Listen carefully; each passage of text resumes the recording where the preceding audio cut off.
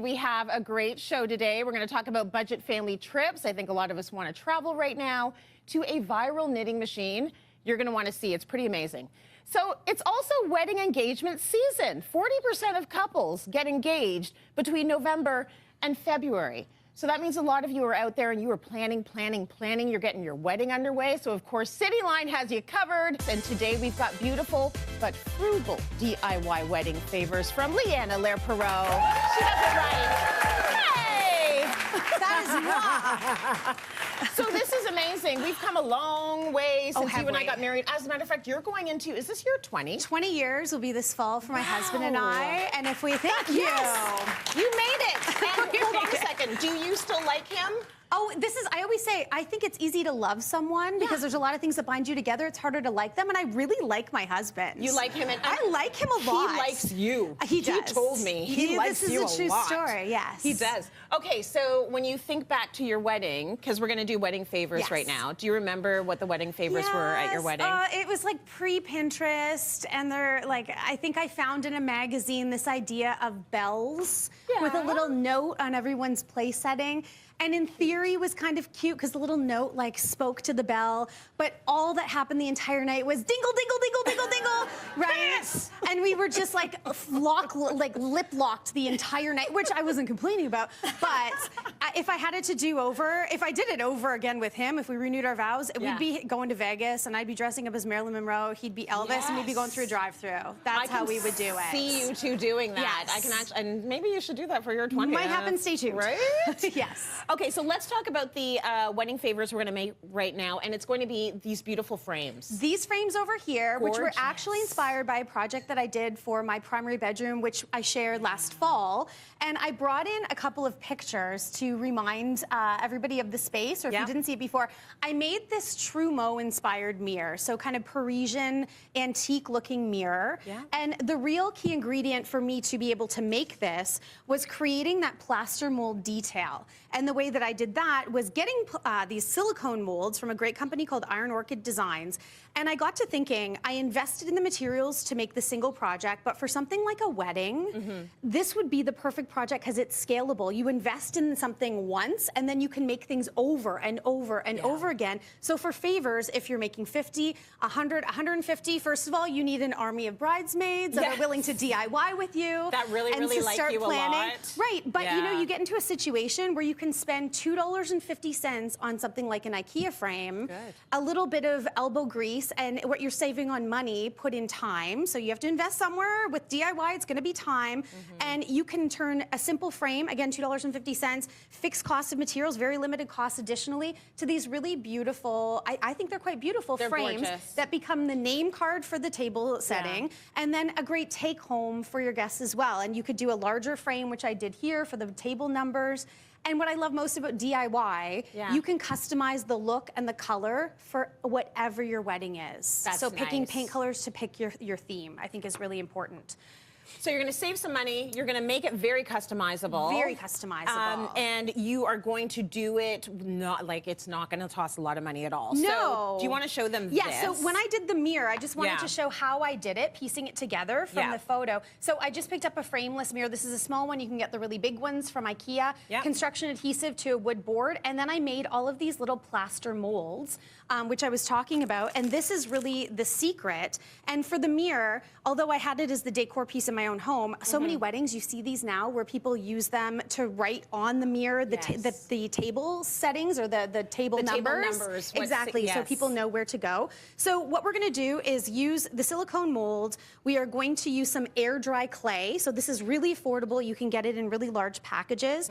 And the idea is we're going to almost use it like Play-Doh to create all of these puzzle pieces of plaster. Can I play with that while you do your next step? Because this is probably the most important step. Okay. This is a really easy project to do, but important step is to use a little bit of baking powder or cornstarch, anything like that, and just dust it in your mold, and this will help to release them really easily. And then I will take my well-molded piece, and you're just going to push this in. Now, I'm not going to do this precisely, but you can see how quick this can happen, and then you get that beautiful pattern. You would obviously trim out the edges there. Yeah, very nice. So I did that. Thank you. Lovely. So it comes out very easily as long as you use that cornstarch. So easily. Yeah.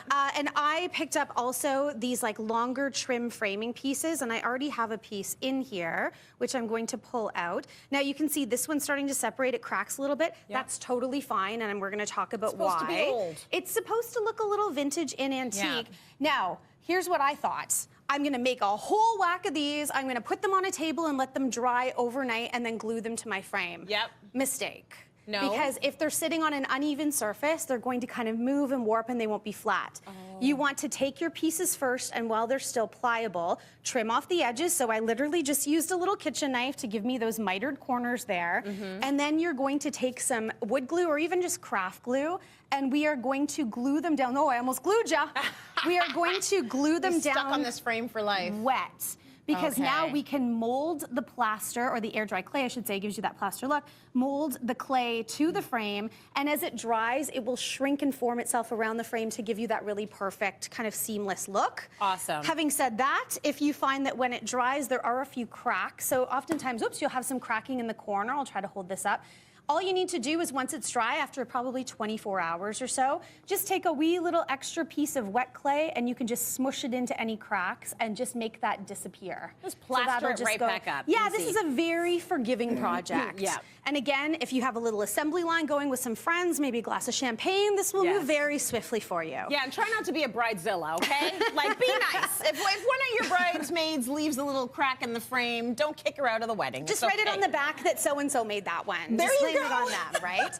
So once you have the air dry clay is dry on there, we then want to paint. And I just wanted to show this one as an example because you can see that the actual mold was a little narrower than the frame. You can see the black frame there. Oh, right. But you know what? That doesn't matter because once you paint it, that's what unifies the entire look of everything together. Yeah. I like using chalked paint because, again, if we're making a lot of these, time is of the essence. Chalk paint dries quick, so we can Okay. fly through this quickly. And I actually picked up a chalked paint project kit. Okay. And there's a reason why this is a great investment. It comes with your brush, it comes with chalk paint in there, it comes with the top coat, but it also comes with this, which is a glaze. This is a smoked glaze. Okay. After you've put the chalk paint on, you can see this one I've used a blush pink color, which is really pretty. Gorgeous. We are going to glaze over top. So I'm just using a little foam brush here, and this is going to look terrifying at first. You're gonna say, I'm what like, are you Leigh-Ann, doing? She's ruining okay? it. And again, you don't have to be precious with this. Okay. Slap it on there. I'm just gonna do kind of two sides for comparison. You brush it on and wipe it off, and all of a sudden, that's how we achieve that really beautiful antiqued look. And that's where it shows, it highlights the detail. Very so now we can see all of those beautiful details. Yeah, very nice. It gives it depth. Exactly. Yeah. And then you just want to put a clear matte top coat, chalked top coat on top of that after. Okay. And then again, you've got your beautiful place card, which then can turn into a little, not only gift with their name, we're going to take that up one step. Okay. I found an artist online, Jenny Zhang Illustrations, and there's a lot of live illustrators out there. She happens to be local here in Toronto, but she does these really beautiful live, so it's almost entertainment for your guests, quick sketches for your guests to take home in watercolor. And I thought, how beautiful would that be that you create the experience, your guest gets their image done, and then they can take it home in their frame. And I know, Tracy, you were at a wedding recently. I was. And I went to a couple this year. Well, I scoured a picture last of year. you and Leo online and had Jenny make a little illustration. So there's a little take-home gift. That is so nice. See, all of a sudden now you're creating a personal my favor, gosh. and it's not just a bell, a little dingly bell. Well, this it's is a really what a lot personal of us piece. did. We had like bombonières or favors that are just going to be for that wedding, and you're never going to use them again unless you're my parents and you keep them in the hutch forever, right? Forever. This is nice because now you have something you can It's use for personal, yourself. yes. LA, thank you so much for that.